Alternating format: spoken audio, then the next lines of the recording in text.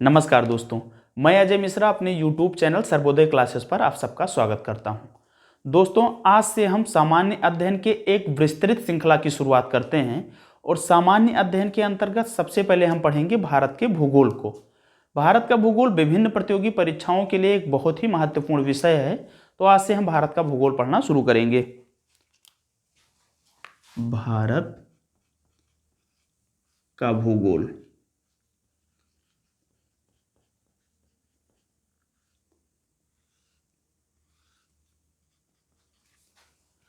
भारत के भूगोल में सबसे पहले हम पढ़ेंगे भारत की अवस्थिति और विस्तार के बारे में।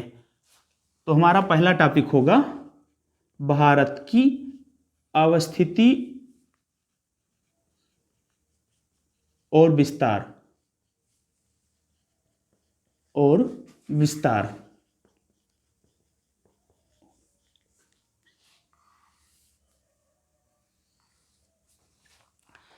अब किसी भी देश की अवस्थिति को समझने के लिए ग्लोब को जानना जरूरी है। अब प्रश्न उठता है कि ग्लोब क्या है। ग्लोब पृथ्वी का ही एक काल्पनिक नमूना है जिसका उपयोग हम पृथ्वी के अध्ययन के लिए करते हैं। ग्लोब पर दो प्रकार की रेखाएं खींची जाती हैं जिन्हें अक्षांश और देशांतर रेखाएं कहते हैं। ग्लोब, अक्षांश रेखाएं, देशांतर रेखाएं, इनके विषय में हम एक अलग से वीडियो बनाकर पढ़ लेंगे। यहाँ पर केवल हम ग्लोब में भारत की स्थिति को समझने का प्रयास करेंगे।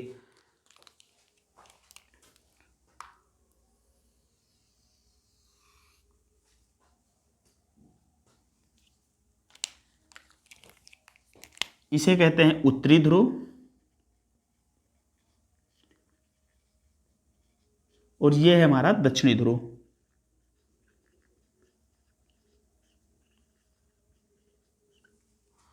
और यह है 0 डिग्री अक्षांश रेखा जिसे हम भूमध्य रेखा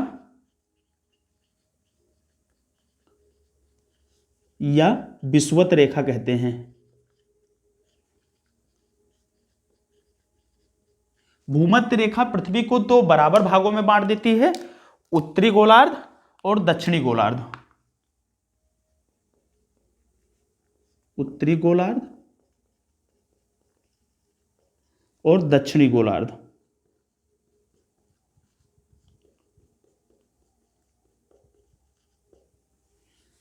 अक्षांश रेखाओं के साथ साथ हम ग्लोब में देशांतर रेखाओं को समझते हैं।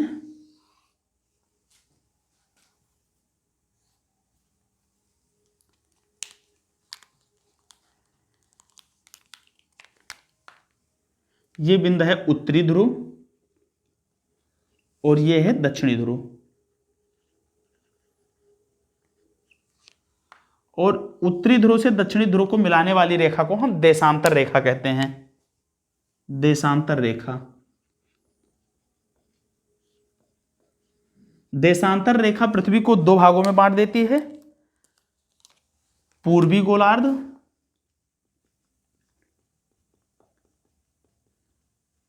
और पश्चिमी गोलार्ध।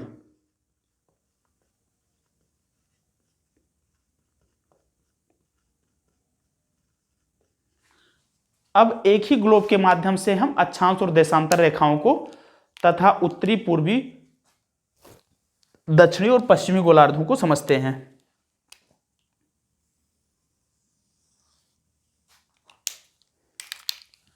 उत्तरी ध्रुव नॉर्थ पोल, दक्षिणी ध्रुव साउथ पोल। उत्तरी से दक्षिणी ध्रुव को मिलाने वाली देशांतर रेखा तथा पृथ्वी के मध्य से खींची गई भूमध्य रेखा, 0 डिग्री अक्षांश रेखा या भूमध्य रेखा। भूमध्य रेखा।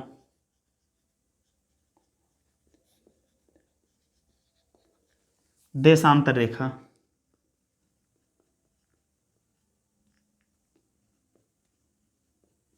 अब अक्षांश और देशांतर रेखाओं को एक साथ खींचने पर यह पृथ्वी को 4 भागों में बांट देती हैं। इन्हें हम उत्तर पूर्वी गोलार्ध,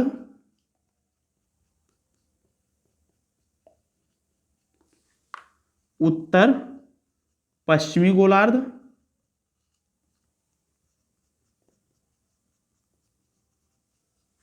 दक्षिण पश्चिमी गोलार्ध,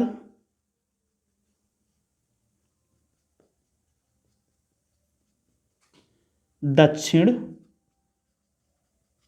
पूर्वी गोलार्ध कहते हैं। अब भारत की स्थिति यहां पर है, यहां पर है भारत की स्थिति। तो इस तरीके से हम कह सकते हैं कि हमारा देश भारत उत्तरी गोलार्ध और पूर्वी गोलार्ध अर्थात उत्तर पूर्वी गोलार्ध में स्थित है। तो जो हमारे भारत की अवस्थिति है, भारत की अवस्थिति यह है उत्तरी गोलार्ध और पूर्वी गोलार्ध में, और पूर्वी गोलार्ध में अर्थात उत्तर पूर्वी गोलार्ध में।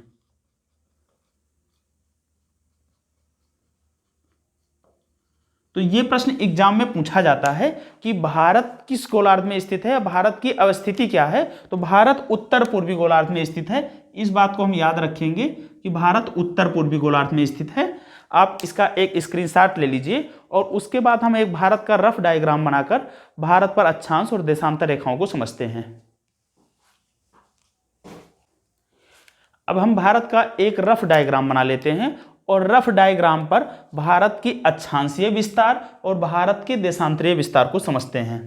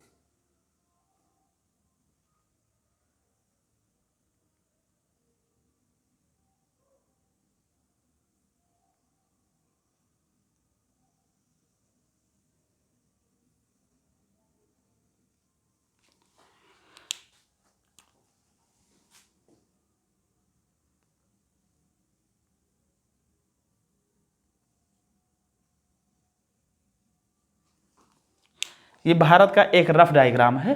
अब इस पर हम भारत के अक्षांशीय विस्तार को समझते हैं। भारत का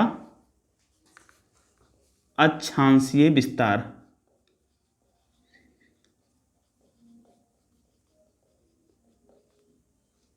भारत का अक्षांशीय विस्तार।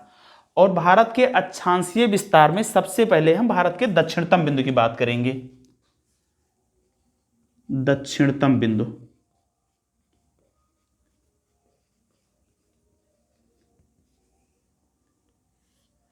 दक्षिणतम बिंदु। तो भारत का सबसे दक्षिणतम बिंदु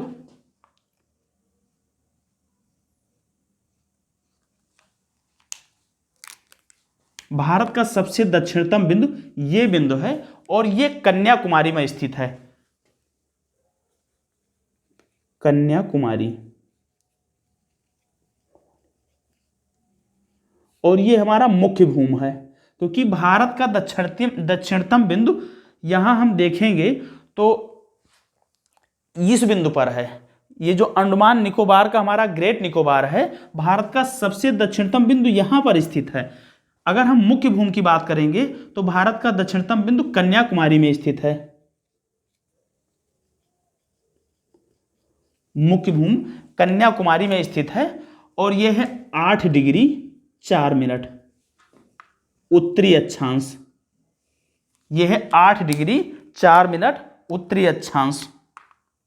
ये रेखा है जो ये 8 डिग्री 4 मिनट उत्तरी अक्षांश है। तो भारत की मुख्य भूमि का दक्षिणतम बिंदु कन्याकुमारी में है, जो कि 8 डिग्री 4 मिनट है। इसको केप कमोरिन या कुमारी अंतरीप भी कहते हैं।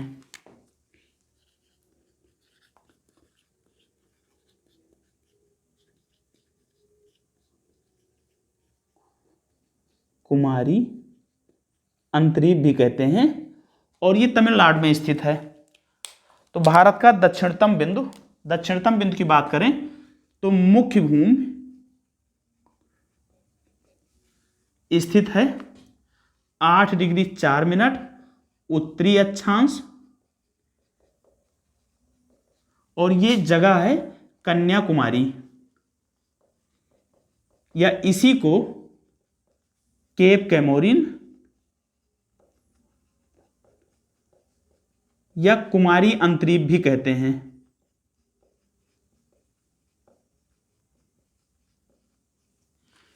इसी बिंदु को हम केप कैमोरिन या कुमारी अंतरीप भी कहते हैं। अब हम भारत के सबसे दक्षिणतम बिंदु की बात करते हैं, जो हमारा द्वीप है अंडमान निकोबार समूह का। यहां पर यह है ग्रेट निकोबार,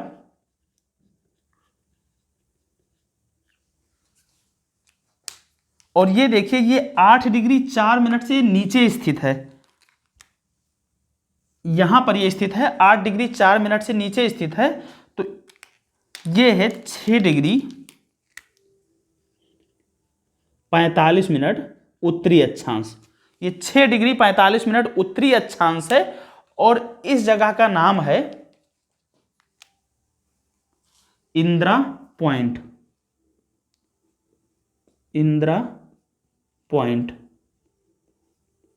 ये जगह जो है इसका नाम है इंदिरा पॉइंट।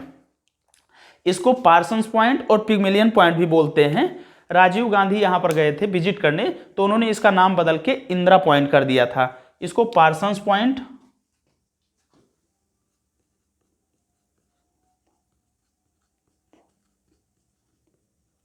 व पिगमिलियन पॉइंट भी बोलते हैं।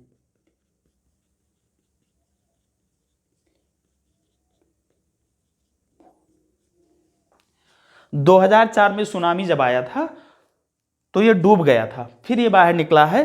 तो भारत के सबसे दक्षिणतम बिंदु की बात करेंगे तो इंदिरा पॉइंट है 6 डिग्री 45 मिनट उत्तरी अक्षांश, और भारत की मुख्य भूमि के दक्षिणतम बिंदु की बात करेंगे तो 8 डिग्री 4 मिनट है, और ये जगह है कन्याकुमारी, केप कैमोरिन या कुमारी अंतरीप में।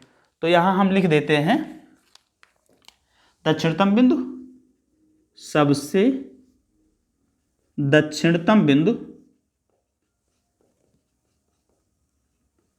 बिंदु की बात करें तो यह है 6 डिग्री 45 मिनट उत्तरी अक्षांश, और ये जो जगह है इसका नाम है इंदिरा पॉइंट या पार्सन्स पॉइंट या पिगमिलियन पॉइंट।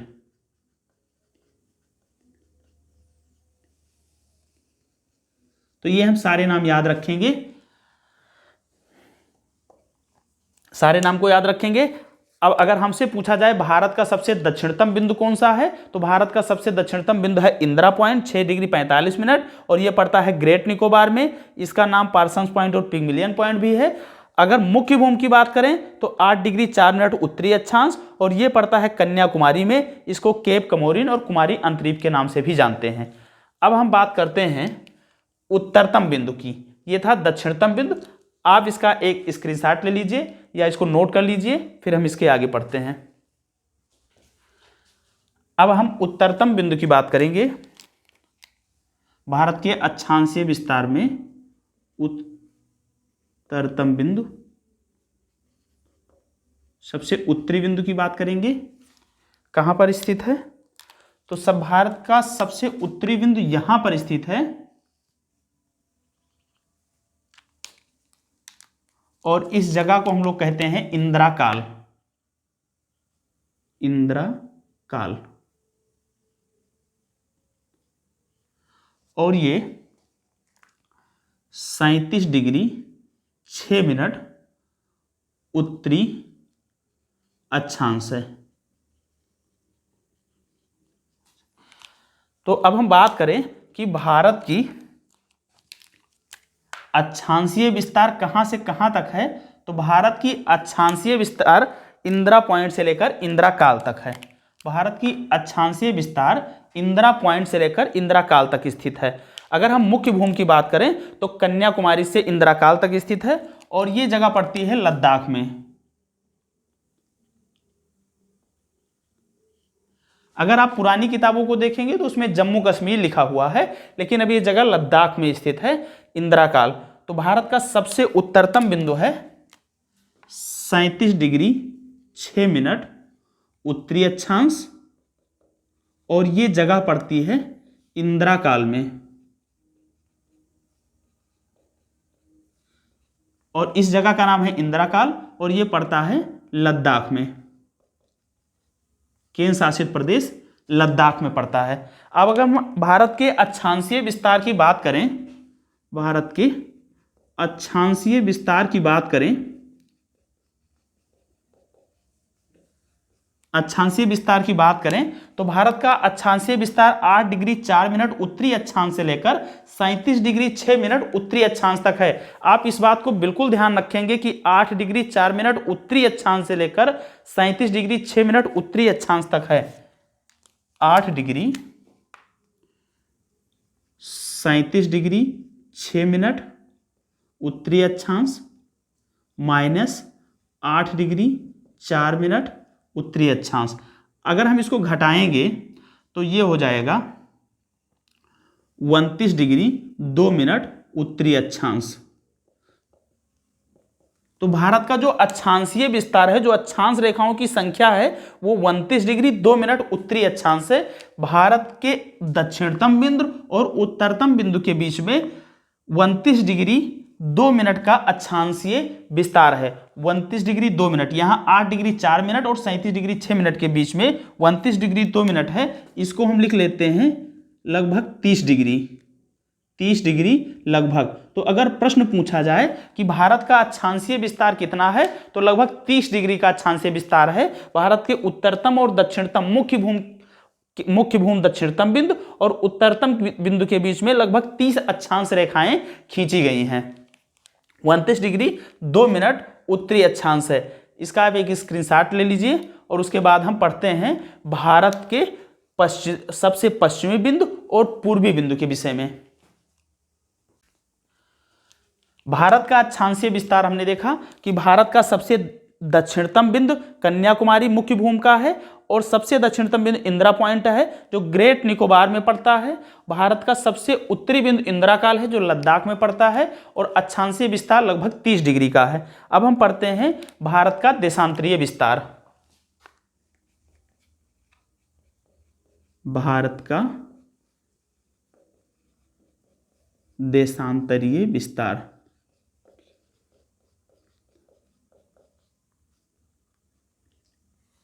और देशांतरीय विस्तार में सबसे पहले हम पढ़ते हैं पश्चिमी बिंदु।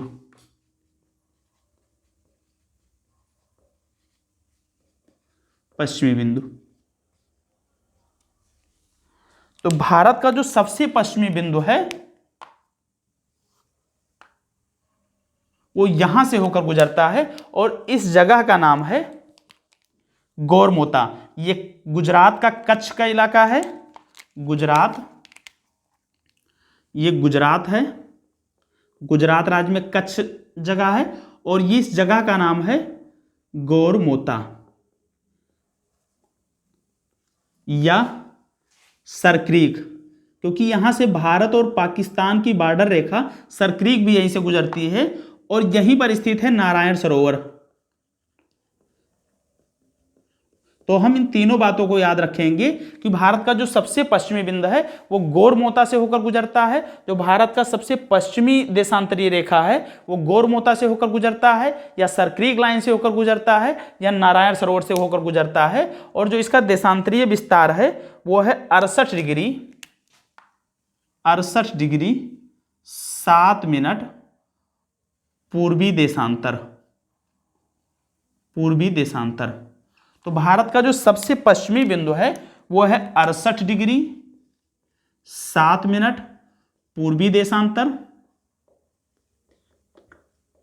और इस जगह का नाम है गोरमोता। ये गुजरात के कच्छ वाले इलाके में पड़ता है। ये जगह है गोरमोता। गोहर मोती भी आपको मिलेगा कहीं कहीं लिखा हुआ, या सरक्रीक या नारायण सरोवर।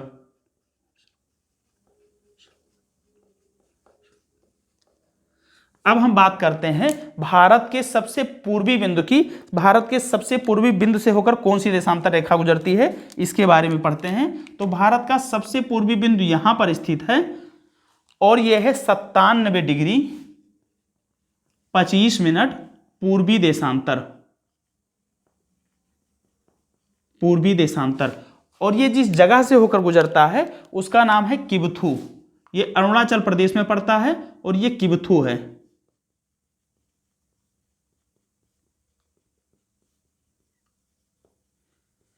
किबथू वही जगह है जहां से होकर लोहित नदी भारत में प्रवेश करती है। तो भारत का सबसे पूर्वी बिंदु, अगर हम पूर्वी बिंदु की बात करें, पूर्वी बिंदु, भारत की देशांतरीय विस्तार का सबसे पूर्वी बिंदु है 97 डिग्री 25 मिनट और ये जगह है किबथू। ये पड़ता है अरुणाचल प्रदेश में।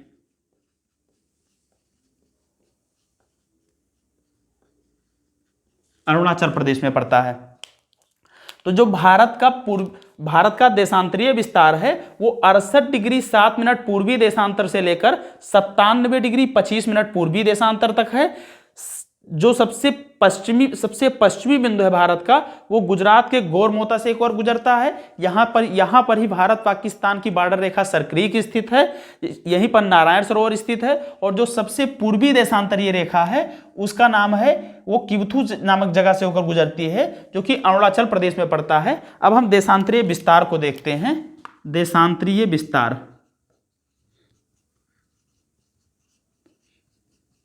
विस्तार, तो 68 डिग्री 7 से 97 25 तक है। हम 97 डिग्री 25 पूर्वी देशांतर से 97 डिग्री 25 मिनट पूर्वी देशांतर से 68 डिग्री 7 मिनट पूर्वी देशांतर को घटा लेते हैं।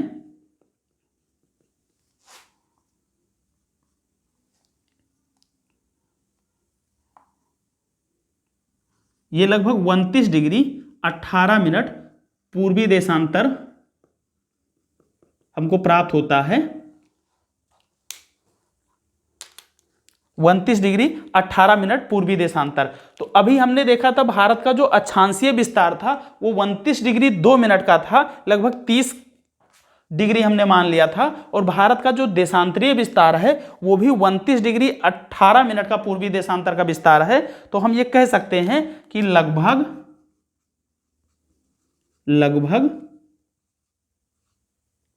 30 डिग्री, लगभग 30 डिग्री। तो भारत का जो देशांतरीय विस्तार है वो भी लगभग 30 डिग्री का है। भारत का जो अक्षांशीय विस्तार है वो भी 30 डिग्री का है।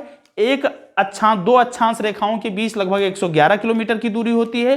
दो देशांतर रेखाओं के बीच में भी लगभग 111 किलोमीटर की दूरी होती है। तो हम देखते हैं अब भारत के सबसे पश्चिमी और पूर्वी बिंदु के बीच की दूरी, भारत के सबसे उत्तरी और दक्षिणी बिंदु के बीच की दूरी। तो अगर हम 29 डिग्री 18 मिनट और 29 डिग्री 2 मिनट को गुणा करेंगे तो यहां गोरमोता से किबथू तक देखते हैं, यह है 2933 किलोमीटर की दूरी। और हम देखते हैं इंदिरा काल से मुख्य भूमि कन्याकुमारी तक की दूरी को हम देखते हैं।